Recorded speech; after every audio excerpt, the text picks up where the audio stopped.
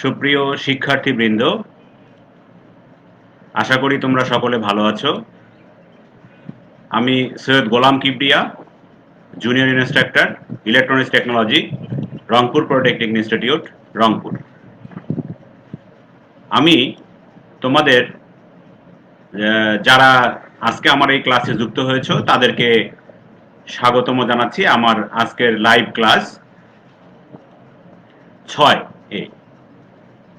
তো সারা বাংলাদেশের সকল সরকারি পলিটেকনিক, বেসরকারি polytechnic, TSC, technical school and college, তারপরে হচ্ছে ceramics technology, ceramics, glass and ceramics থেকে যারা আজকেই আমার এই ক্লাসে অংশগ্রহণ করেছো তাদের সকলকে স্বাগতম জানাচ্ছি।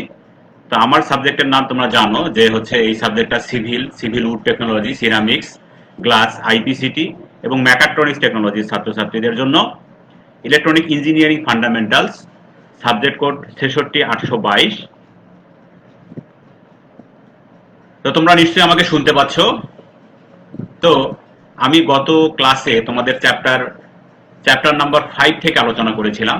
তো চ্যাপ্টার নাম্বার 5 এর দুইটা অংশ করেছিলাম। একটা হচ্ছে দুইটা অংশের মধ্যে একটা অংশ ছিল হচ্ছে এ, আর একটা নাম দিয়েছিলাম আমি বি। তো প্রথম অংশে আমরা যে বিষয়গুলো সম্পর্কে আলোচনা করেছি সেই বিষয়গুলো হচ্ছে ট্রানজিস্টর ও এর গঠন এবং প্রকারভেদ সম্পর্কে আলোচনা করেছি। পিএনপি এবং এনপিএন ট্রানজিস্টরের গঠন সম্পর্কে আলোচনা করেছি। ট্রানজিস্টরের বায়াসিং সম্পর্কে আমরা আলোচনা করেছি। পিএনপি এবং এনপিএন ট্রানজিস্টরের কারেন্ট প্রবাহ কৌশল সম্পর্কে আমরা আলোচনা করেছি। সেই সাথে আমরা একটা গাণিতিক ডিরেকশন দেখেছিলাম, সেটা হচ্ছে ইমিটার, বেজ এবং কালেক্টর কারেন্টের মধ্যে সম্পর্কটা কি, সেই সম্পর্কটা আমরা দেখেছিলাম। তো এই সম্পর্কটা আমাদের কাজে লাগবে এবং কিছু আমরা ম্যাথমেটিক্যাল টার্ম আমরা আলোচনা করেছি, কিছু অঙ্ক করার চেষ্টা করেছি। তো নিশ্চয়ই তোমরা গত ক্লাসের আলোচনাগুলো সব বুঝতে পেরেছো। তো আজকে লাইভ ক্লাস 6 এর যে আলোচ্য বিষয়গুলো আছে আমাদের, সেই আলোচ্য বিষয়গুলো হলো ট্রানজিস্টরের বিভিন্ন কনফিগারেশন, অর্থাৎ ট্রানজিস্টরকে কতভাবে কানেকশনগুলো দেওয়া যায় সেটাকেই মূলত বলা হচ্ছে কনফিগারেশন।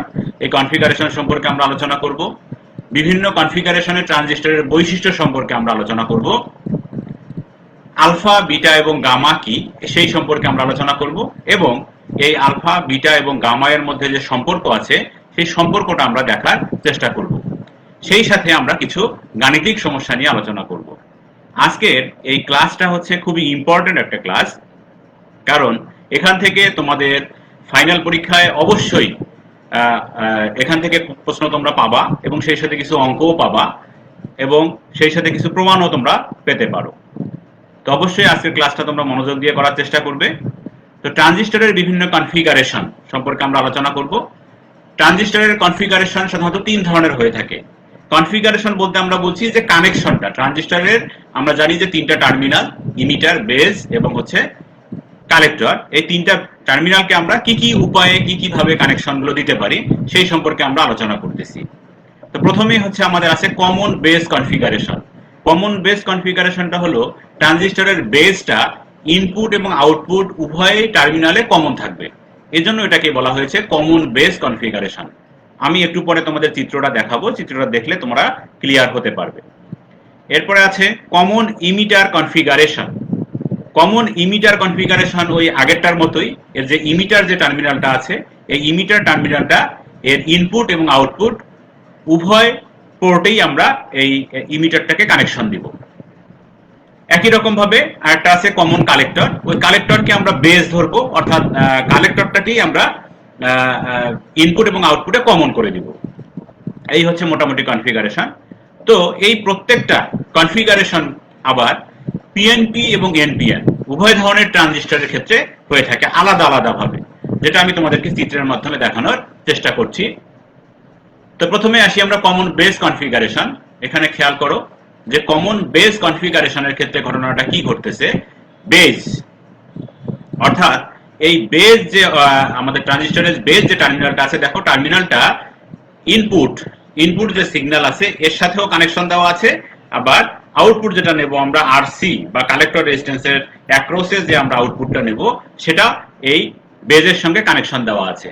এবং এটা তোমরা বুঝতে পারতেছো, এটা তীর চিহ্নটা যেহেতু ভিতরের দিকে ইমিটারের, তাহলে নিশ্চয়ই এটা হচ্ছে কি, এটা হচ্ছে পিএনপি ট্রানজিস্টর আমি বলেছিলাম তোমাদেরকে। এবং একটা সহজ উপায় বলেছিলাম যে তীর চিহ্ন যদি প্রবেশের দিকে থাকে, ভিতরের দিকে প্রবেশ করা থাকে, তাহলে আমরা ধরে নিব যেটা হচ্ছে পিএনপি ট্রানজিস্টর। তো এই কমন বেজ এর ক্ষেত্রে দেখো আমাদের, আমরা বায়াসিং এর যে শর্ত জানি যে বেজ এবং ইমিটার সবসময় ফরওয়ার্ড বায়াস থাকবে এবং কালেক্টরকে রিভার্স বায়াস দেওয়া থাকবে। তো দেখো এই বায়াসিংটা ভিসিসিটা এবং ভিইই, অর্থাৎ এই ভিইই এবং ভিসিসি দুইটাই কিন্তু আমার সেই সূত্রটাকে ফলো করতেছে। খেয়াল করে দেখো, এটা আমরা পিএনপি ট্রানজিস্টরের ক্ষেত্রে আমরা দেখেছি। এখন আমরা দেখব এনপিএন ট্রানজিস্টরের ক্ষেত্রে। দেখো খেয়াল করো, এনপিএন ট্রানজিস্টরের ক্ষেত্রে দেখো এটা এনপিএন ট্রানজিস্টর, কারণ এর ইমিটারের তীর চিহ্নটা বাহিরের দিকে দেওয়া আছে। খেয়াল করো, বাহিরের দিকে দেওয়া আছে এবং বেসটা ইনপুট এবং আউটপুট উভয় জায়গায় কানেকশনটা দেওয়া আছে। তো এই ভিইই এবং ভিসিবি দেখো দুইটা ওই আবার ওই একই বেস ইমিটার ফরওয়ার্ড ব্যাস, কালেক্টর রিভার্স ব্যাস, সেই সূত্রটাকে এখানে সে পুরোপুরি ভাবে এই সূত্রটাকে সে মানতেছে। ক্লিয়ার, বোঝা গেছে? তো এখন এই যে দুইটা হচ্ছে আমাদের পিএনপি এবং এনপিএন, এই দুই ট্রানজিস্টরের কমন বেস কনফিগারেশনের ক্ষেত্রে কারেন্ট গেইনকে আমরা আলফা দ্বারা প্রকাশ করি। কমন বেজের ক্ষেত্রে আমরা আলফা দ্বারা প্রকাশ করি। এই আলফা সমান সমান উভয় চিত্রের ক্ষেত্রেই দেখা যাচ্ছে যে কালেক্টর কারেন্ট এবং ইমিটার কারেন্টের অনুপাতকেই বলা হচ্ছে আলফা দ্বারা আমরা প্রকাশ করি। তো ইমিটার কারেন্ট, কালেক্টর এবং ইমিটার কারেন্টের যে গেইনটা, এই গেইনটাকে আমরা আলফা দ্বারা প্রকাশ করি। তাহলে আমরা বলতে পারি এখান থেকে কমন বেস কনফিগারেশন থেকে আমরা বলতে পারি আলফা ইকুয়াল টু আইসি ভাগ আইই। এটা খেয়াল রাখবা তোমরা, এটা আমাদের লাগবে কাজে। এরপর আসি আমরা কমন ইমিটার কনফিগারেশনের ক্ষেত্রে। কমন ইমিটার কনফিগারেশনের ক্ষেত্রে খেয়াল করো, দেখো এখানে ইমিটার টার্মিনালটা দেখো, খেয়াল করো যে ইমিটার তীর চিহ্নটা পিএনপি ট্রানজিস্টরের ক্ষেত্রে দেখো এটা হচ্ছে ইমিটারটাকে দেখো কোথায় আছে, ইমিটারটা কমন অবস্থায় আছে। দেখো ভিবিই এবং ভিসিই, এখানে আমরা ভোল্টেজটা দিয়েছি, ইমিটার টার্মিনালটাকে আমরা কমন করে দিয়েছি। তো এইটা মূলত হচ্ছে এই চিত্রটা এখানে একটু ভুল আছে। হ্যাঁ, এটা একটু খেয়াল করে দেখো যে এইটা মূলত এনপিএন এ যেটা দেখানো আছে এটা মূলত পি টাইপ সেমিকন্ডাক্টর বা পি টাইপ পিএনপি ট্রানজিস্টর, আর এটা হচ্ছে এনপিএন ট্রানজিস্টর। তো এই পিএনপি ট্রানজিস্টর এবং এনপিএন ট্রানজিস্টরটা এটা একটু উল্টো হয়ে গেছে। তো খেয়াল করে দেখো তোমরা, এর ইয়াগুলো কিন্তু ঠিক আছে, অর্থাৎ তোমার বায়াসিং গুলো কিন্তু ঠিক আছে। তো শুধুমাত্র এই তীর চিহ্নটা উল্টা হয়ে গেছে। তো এই কমন ইমিটার কনফিগারেশনের ক্ষেত্রে কারেন্ট গেইন, অর্থাৎ কালেক্টর কারেন্ট এবং বেস কারেন্টের যে অনুপাতটা আছে কারেন্ট গেইন, এটাকে বলা হচ্ছে বিটা দ্বারা আমরা প্রকাশ করি। তাহলে কমন ইমিটারের ক্ষেত্রে বিটা ইকুয়াল টু আইসি ভাগ আইবি, এটা তোমরা খেয়াল রাখবে। এরপরে আসি আমরা কমন কালেক্টর কনফিগারেশনের ক্ষেত্রে। কমন কালেক্টর ট্রানজিস্টরের ক্ষেত্রে দেখো কালেক্টরটাকে আমরা কি করেছি, কমন করে দিয়েছি। কোথায়? ইনপুট এবং আউটপুটে। ইমিটারকে আমরা আউটপুটে শুধুমাত্র আমরা ইমিটারকে কানেকশন দিয়েছি, বেস এবং কালেক্টরকে আমরা ইনপুটে কানেকশন দিয়েছি পিএনপি ট্রানজিস্টরের ক্ষেত্রে। আবার একই রকম ভাবে এনপিএন ট্রানজিস্টরের ক্ষেত্রে দেখো এখানেও আমরা সেই রুল, গোল্ডেন যে রুলটা আছে সেই রুলটাকে আমরা ফলো করছি। বেস ইমিটার ফরওয়ার্ড বায়াস, কালেক্টরকে আমরা রিভার্স বায়াস হিসেবে প্রদান করেছি। এখন আসি আমরা কারেন্ট গেইন। কমন কালেক্টরের ক্ষেত্রে কারেন্ট গেইনকে গামা দ্বারা প্রকাশ করা হয়। এই গামা ইকুয়াল টু হচ্ছে ইমিটার কারেন্ট এবং বেস কারেন্টের অনুপাত, অর্থাৎ গামা ইকুয়াল টু আইই ভাগ আইবি। এখানে আলফা, বিটা এবং গামা এর ক্ষেত্রে তোমরা খেয়াল রাখার একটা সহজ উপায় আছে। আলফা ইকুয়াল টু কত, বিটা ইকুয়াল টু কত হবে, গামা ইকুয়াল টু কত হবে। এটা তোমাদেরকে একটু তোমরা সিকোয়েন্সিয়ালি এটা মনে রাখার চেষ্টা করবে। সিই, সিবি, ইবি, অর্থাৎ সিই আলফা সমান সমান, দেখো এখানে খেয়াল করো, আলফা সমান সমান আইসি অর্থাৎ সিই। এখন আসি আমরা দেখি আলফাটা কাকে বলে। আমরা তো একটু আগে দেখেছি, এখন আমরা দেখি আবার ট্রানজিস্টরের কমন বেস কনফিগারেশনের ক্ষেত্রে কালেক্টর কারেন্ট আইসি এবং ইমিটার কারেন্ট এর অনুপাতকে কমন বেস কারেন্ট গেইন বলা হয়। একে আলফা দ্বারা প্রকাশ করা হয়। আলফা ইকুয়াল টু আইসি ভাগ আইই। এখানে খেয়াল করো সিই। বিটার ক্ষেত্রে দেখো ট্রানজিস্টরের কমন ইমিটার কনফিগারেশনের ক্ষেত্রে কালেক্টর কারেন্ট এবং বেস কারেন্ট আইসি এবং আইবি এর অনুপাতকে কমন ইমিটার কারেন্ট গেইন বলা হয়। এটাকে বিটা দ্বারা প্রকাশ করা হয়। বিটা ইকুয়াল টু আইসি ভাগ আইবি। দেখো সিই, সিবি, তাহলে এর পরেরটা কি হবে? এর পরেরটা হবে ইবি। দেখো খেয়াল করো ইবি, আমি পড়ি। গামাটা কাকে বলে? ট্রানজিস্টর কমন কালেক্টর কনফিগারেশনের ক্ষেত্রে বেস কারেন্ট আইবি এবং ইমিটার কারেন্ট আইই এর অনুপাতকে কমন কালেক্টর কারেন্ট গেইন বলা হয়। একে গামা দ্বারা প্রকাশ করা হয়। গামা ইকুয়াল টু আইই ভাগ আইবি। তাহলে দেখো, খেয়াল করো, এখানে সিই, সিবি, ইবি, জাস্ট এই তিনটা জিনিস মনে রাখবা। তাহলে আমরা পরবর্তী যে ধাপটা আছে তোমাদের পরীক্ষায় অবশ্যই আসবে, হ্যাঁ, এই আলফা, বিটা এবং গামা এর মধ্যে সম্পর্কটা কি এটা আসবে, এটা তোমরা পারবা। এটা কিন্তু খুবই সহজ। খেয়াল করো, আমরা জানি আলফা ইকুয়াল টু সিই, দেখো আইসি ভাগ আইই, বিটা ইকুয়াল টু আইসি ভাগ আইবি, তাহলে কি হলো সিই সিবি, আর এটা কি বাকি থাকলো ইবি, তাহলে ইবিটা দেখো গামা ইকুয়াল টু আইই ভাগ আইবি। ক্লিয়ার? সিই সিবি ইবি, জাস্ট এতটুকুই মনে রাখবা, তাহলে আমরা পারবো। আমরা জানি এর আগের ক্লাস থেকে আমরা জানি যে emitter current equal to base current plus collector current, অর্থাৎ I equal to IB plus IC, আমরা এটা জানি। তাহলে এখান থেকে আমরা বের করি যে আইসি সমান সমান কত হবে। খেয়াল করো, তাহলে আইসি সমান সমান কি হবে, শুধু সাইড চেঞ্জ করে দিব আমরা। আইসি সমান সমান আইই মাইনাস আইবি, আইসিটা এখানেই থাকলো, আইই মাইনাস আইবি হয়ে গেল। এখন আমরা এই উভয় পার্শ্বকে, লেফট হ্যান্ড সাইড এবং রাইট হ্যান্ড সাইড, দুই পার্শ্বকেই আমরা আইবি দ্বারা ভাগ করি। দেখো আইসি ভাগ আইবি ইকুয়াল টু আইই ভাগ আইবি মাইনাস আইবি ভাগ আইবি। তাহলে কি হবে, আইসি ভাগ আইবি, আইসি ভাগ আইবি সমান সমান আমরা জানি কি বিটা। এই দেখো খেয়াল করো, এখানে বিটা সমান সমান কি আইসি ভাগ আইবি, তাহলে আইসি ভাগ আইবি সমান সমান বিটা, এটা আমরা এখানে বসাই দিলাম। ইকুয়াল আই ভাগ আইবি সমান সমান আমরা জানি গামা। এই দেখো আই ভাগ আইবি ইকুয়াল টু আমরা জানি কি গামা, তাহলে গামা বসাই দিলাম। মাইনাস আইবি আইবি ক্যান্সেল হয়ে গেলে কি হবে, 1 থাকবে। আইবি কে আইবি দ্বারা ভাগ করলে কি হবে, 1 থাকবে। তাহলে আমরা কি পেলাম, দেখো এখানে beta equal to gamma minus 1। Clear? একবারে সহজ কিন্তু। এরপরে আসি আমরা আরো যেটা জানি সেটা হচ্ছে I equal to IB plus IC, আগের মতোই। Emitter current equal to base current plus collector current. এখন এখান থেকে আইবি সমান সমান কি হবে, আইই মাইনাস আইসি হবে, জাস্ট শুধু সাইড চেঞ্জ করে দিয়েছি আমরা। এখন আইবি কে আইসি দ্বারা ভাগ করব, তাহলে আইবি ভাগ আইসি ইকুয়াল আইই ভাগ আইসি মাইনাস আইসি ভাগ আইসি। তাহলে কি হবে, দেখো আইবি ভাগ আইসি ইকুয়াল টু কি হবে, দেখো গামা সমান সমান আমরা কি জানি আইসি ভাগ আইবি, তাহলে আইবি ভাগ আইসি কি হবে, 1 বাই গামা হবে, তাহলে সেই 1 বাই বিটা হবে, সরি 1 বাই বিটা হবে, আমরা 1 বাই বিটাকে এখানে বসাই দিলাম। ইকুয়াল দেখো আলফা সমান সমান কি জানি আইসি ভাগ আইই, তাহলে এখানে কি আছে আই ভাগ আইসি, তার মানে আলফার উল্টা 1 বাই আলফা আমি বসাই দিয়েছি, মাইনাস আইসি এবং আইসি, আইসি কে আইসি দ্বারা ভাগ করলে কি হবে, 1 হবে। তাহলে এখানে কি দিলাম 1 বাই আলফা মাইনাস 1। তাহলে এখানে আমরা লিখতে পারি, পুরোটাকে আমরা উল্টাই দিলে কি হবে, beta equal to alpha by 1 minus alpha. Clear? তোমরা এটা খাতায় যখন করবে তখন তোমাদের কাছে বিষয়টা আরো ক্লিয়ার হয়ে যাবে। তাহলে আমরা এখন লিখতে পারি, দেখো খেয়াল করো, বিটা সমান সমান গামা মাইনাস 1 এখানে পেয়েছি, আবার বিটা সমান সমান পেয়েছি আলফা বাই 1 মাইনাস আলফা। তাহলে আমরা লিখতে পারি beta equal to alpha by 1 minus alpha equal gamma minus 1। তাহলে এই ইকুয়েশনটার মধ্যে আমাদের আলফা, বিটা এবং গামা তিনটাই আমাদের মধ্যে এখানে আছে। পরীক্ষায় তোমাদের প্রশ্ন আসতে পারে এরকম যে দেখাও যে beta equal to alpha by 1 minus alpha equal gamma minus 1, অথবা আসতে পারে এরকম আলফা, বিটা এবং গামা এই তিনটার মধ্যে সম্পর্ক দেখা। এটা কিন্তু প্রায় তোমাদের পরীক্ষার প্রশ্নের মধ্যে আসে এবং আমাদের অঙ্কগুলোতে এই সূত্রগুলো কাজে লাগবে। আমরা করব আস্তে আস্তে, দেখি। এখন আমরা দেখব গাণিতিক সমস্যা 1। তাহলে গাণিতিক সমস্যা 1 এ আমরা আসি। একটা কমন ইমিটার ট্রানজিস্টর অ্যাম্প্লিফায়ারের বেস কারেন্ট 30 মাইক্রো অ্যাম্পিয়ার এবং কারেন্ট অ্যাম্প্লিফিকেশন ফ্যাক্টর হচ্ছে 60। ট্রানজিস্টরের ইমিটারের মধ্য দিয়ে প্রবাহিত কারেন্টের মান কত হবে? এখানে দেওয়া আছে, খেয়াল করো তোমরা, বেস কারেন্ট দেখো, base current equal to IB, আমরা জানি IB equal to base current 30 micro ampere. এটা হচ্ছে মাইক্রো চিহ্ন, তোমরা জানো, এর আগে তোমরা দেখেছো।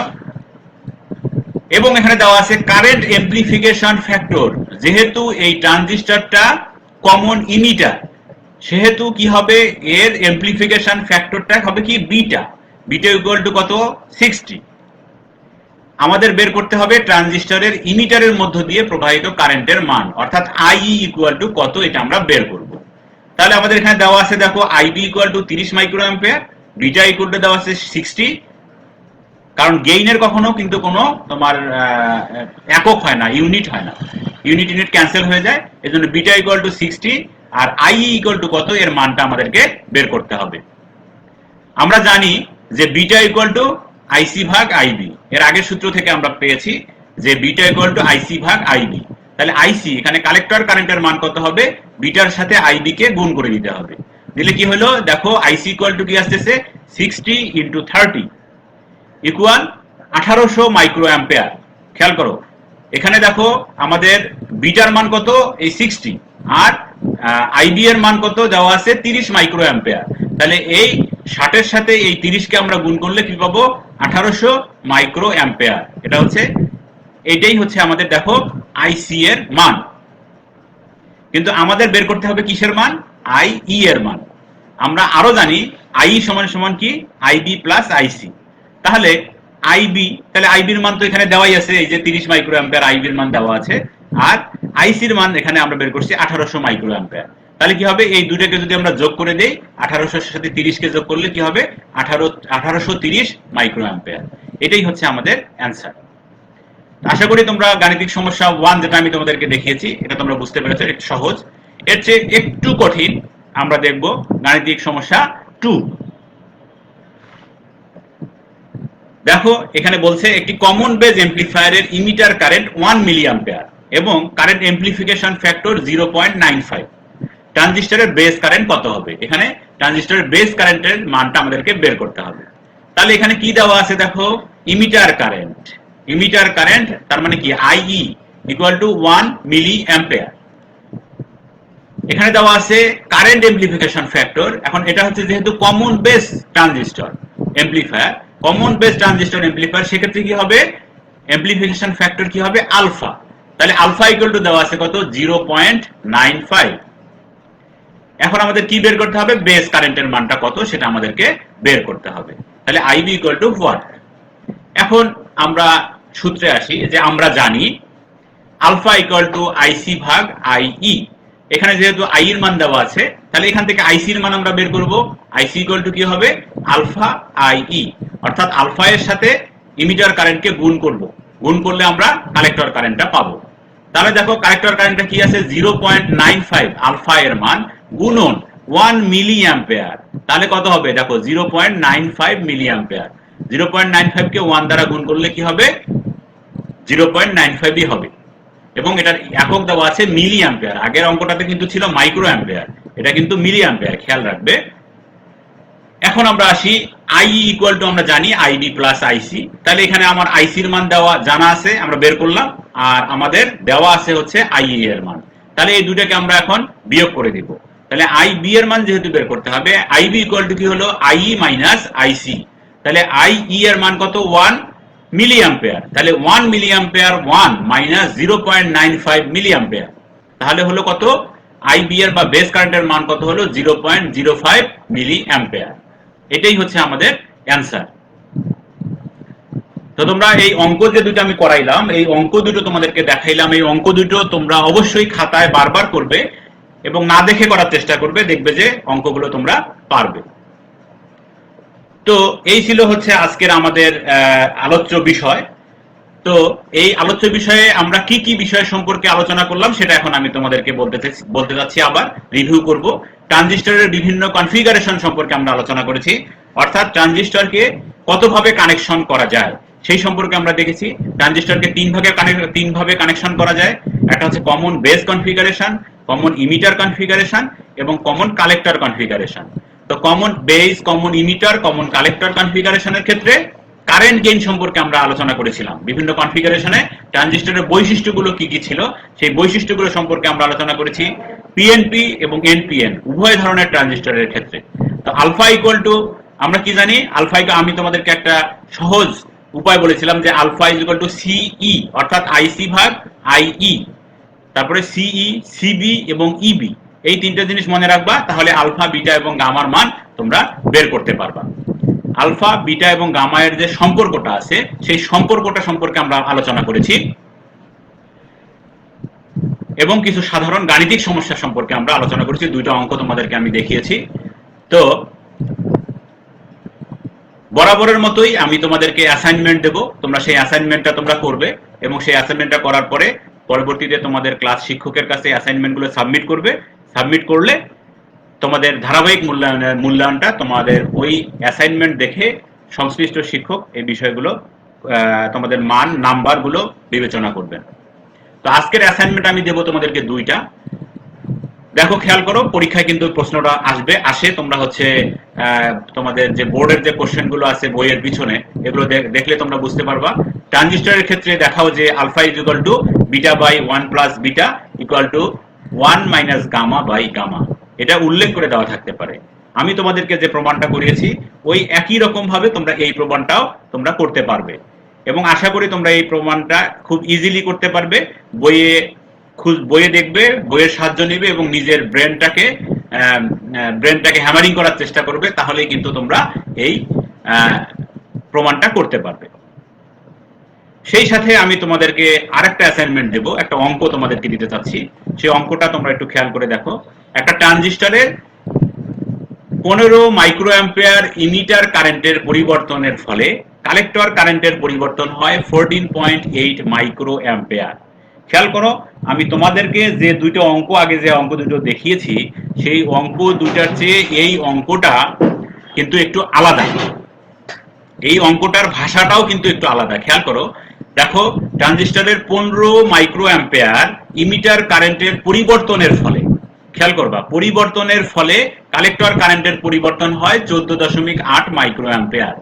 ট্রানজিস্টরের আলফা এবং বিটা এর মান বের করতে হবে। অর্থাৎ এখানে দেওয়া আছে, কি দেওয়া আছে খেয়াল করে দেখো, এখানে দেওয়া আছে ইমিটার কারেন্ট আই এর মান দেওয়া আছে 15 মাইক্রো অ্যাম্পিয়ার এবং আই সি কালেক্টর কারেন্টের মান দেওয়া আছে কত, 14.8 মাইক্রো অ্যাম্পিয়ার। তাহলে কিসের মান দেওয়া আছে, আই এবং হচ্ছে আই সি এর মান দেওয়া আছে। এখন ট্রানজিস্টরের আলফা এবং বিটা এর মান বের করতে বলছে। তাহলে আলফা মানে কি? আলফা মানে হচ্ছে এটা কমন বেজ কনফিগারেশন। তোমাদের আমি ক্লুটা দিয়ে দিলাম যে আলফা মানে হচ্ছে কমন বেজ। তাহলে কমন বেজের ক্ষেত্রে আলফা ইকুয়াল টু কি, সেই সূত্রটা তোমরা লিখবা। আবার বিটা এর ক্ষেত্রে কি হবে, কমন ইমিটার। তাহলে কমন ইমিটারের ক্ষেত্রে বিটা এর যে সূত্রটা আছে সেই বিটার সূত্রটা তোমরা ফেলবা।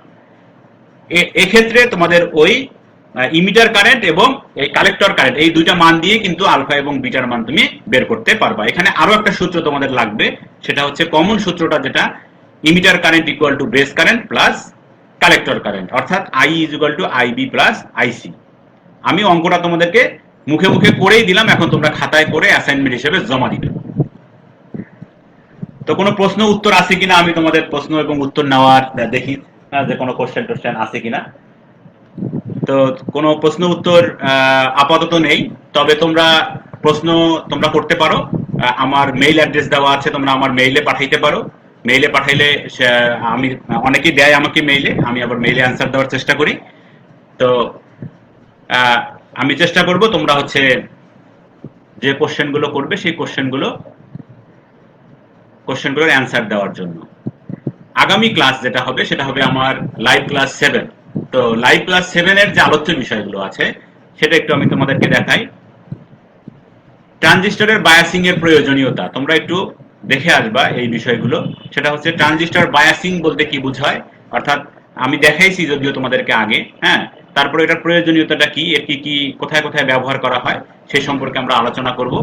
বায়াসিং বলতে তো আমরা জানি যে ট্রানজিস্টরকে অ্যাক্টিভেট করার জন্য, কার্যক্ষম করার জন্য বাহির থেকে যে ডিসি সাপ্লাইটা দেওয়া হয় সেটাকেই বলা হচ্ছে ট্রানজিস্টর বায়াসিং। তো এই ট্রানজিস্টরকে সঠিকভাবে বায়াসিং করা যায় কি ভাবে, এর শর্তগুলো কি, এই শর্তগুলো সম্পর্কে আমরা হচ্ছে আলোচনা করব। তারপরে আমরা দেখব ট্রানজিস্টরের এসি লোড লাইন। ট্রানজিস্টরের দুই ধরনের লোড লাইন পাওয়া যায়, একটা হচ্ছে এসি লোড লাইন, একটা হচ্ছে ডিসি লোড লাইন। তো ট্রানজিস্টরের এসি লোড লাইন সম্পর্কে আমরা আলোচনা করব। এরপরে ট্রানজিস্টরের ডিসি লোড লাইন সম্পর্কে আমরা আলোচনা করার চেষ্টা করব। সেই সাথে আরো যদি ওই চ্যাপ্টারের মধ্যে আর বাকি যেগুলো থাকবে বিবিধ, সেগুলো সম্পর্কে আমরা আলোচনা করব। তো তোমরা দেখে আসবে।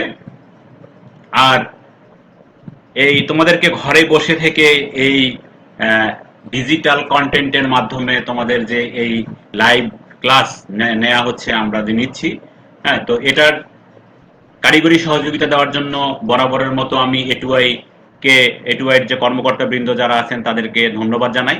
সেই সাথে আমাদের কারিগরি শিক্ষা অধিদপ্তরে যারা সংশ্লিষ্ট আছেন এর মধ্যে, তাদের সকলকে ধন্যবাদ জানাই।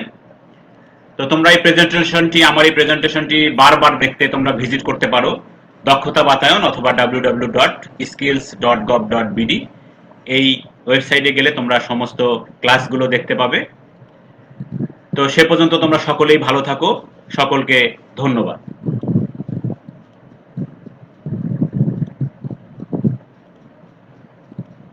আমি খালি